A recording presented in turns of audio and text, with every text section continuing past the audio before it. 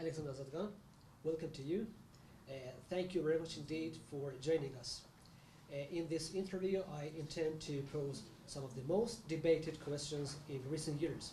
As you know, human cost and sufferings of terrorism have gone beyond war's effects, and the organized engineering of international terrorism has caused world communities witnessing time to time destruction, mass killing, and instabilities among democratic nations. Today, violent extremism and terrorism is a mutual threat to the world communities, making it necessary to have a robust and united struggle of states in order to fight against terrorism.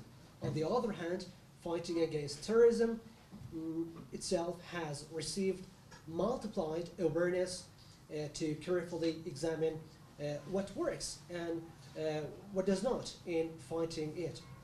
If you can tell us, what do you think about the effective procedures of fighting against terrorism? Well, like I stated in the meeting that just ended with victims, with families of victims of terrorism, I think what we should focus on more would be to portray the human side of people here in Iran who, as I understand, are 17,000 people have been murdered through terroristic acts. For us to show the human side, the human casualty, the emotional wreck, the psychological mess that's left for these family members or friends or anyone who knew them to deal with, to grapple with. More than anything, I think we should show this tragic side of what the families are dealing with to those who suffer from the same horrific types of terrorism in the West, be it in the United States, where I come from, or France, or Germany, or anywhere else. What people need to realize, especially with your organization, the Association for Defending Victims of Terrorism in Middle East, is that the first victim of terrorism are Middle Eastern people themselves. The first victim of Daesh are Muslims themselves. So this is something that people in the West should really become aware of when we show testimonies of these family members in front of the camera. Thank you very much. In fact, the first victims of the world are Muslims. How can we make the world devoid of violence? Until people who wage violence realize that this violence is going to come around and bite them back. Until there's no incentive for war. Until people realize there's no incentive for violence, not in the short term or not in the long term. Wars will stop when soldiers stop volunteering to fight these wars. So more than anything, we should focus on the first victims of war and violence, which are soldiers themselves. They come back with all sorts of problems, PTSD being at the top of the chart, post-traumatic stress disorder. A lot of these folks would realize that they've been duped, that they're actually fighting for global banking interests, that they're not fighting for their country, they're not fighting for their people, and they're not fighting for human rights, neither are they fighting for democracy. That they're fighting for oil manufacturers, for banks, for weapons of mass destruction manufacturers, and that this vanity, this must be exposed to them so they'll realize that many people who gave their life, who died in wars, died in vanity. But we must make their death meaningful by spreading awareness and truth about violence and war. Very good. Can you elaborate on the role of victims of terrorism in countering terrorism?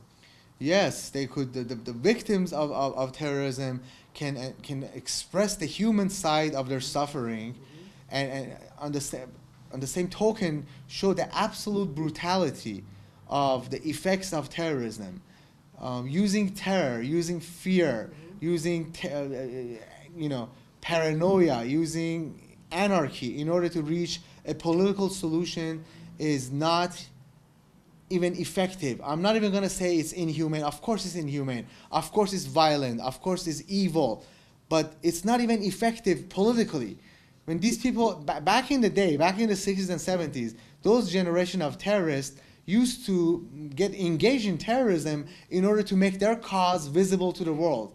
Now, these terrorists are mercenaries. They are at the service of the hidden hand in order to get people to fight each other, for people to focus on the differences instead of focusing on the commonalities. So we must expose that part.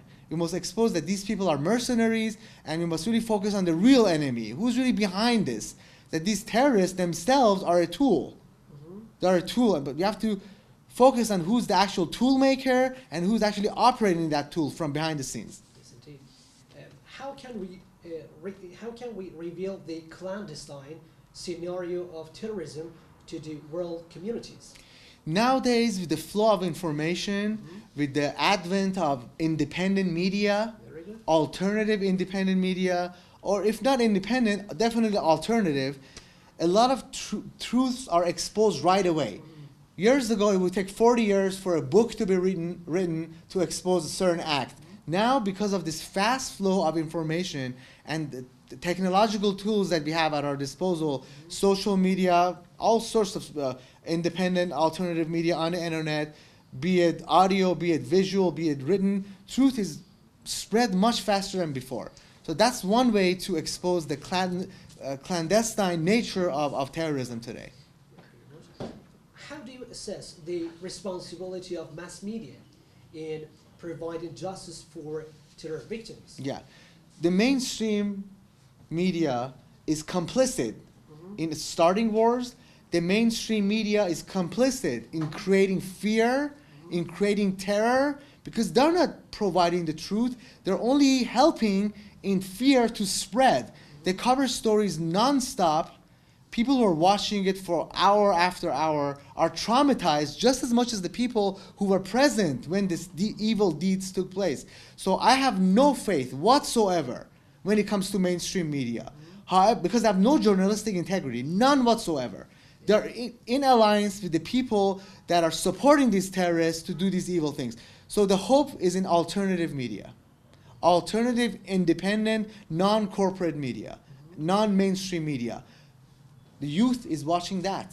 The youth is no longer around the world, I can tell you, because I work with young people. They're not tuning in to CNN or MSNBC or CBS or Sky News or BBC or any of these Deutsche Welle, France 24. They're no longer watching these.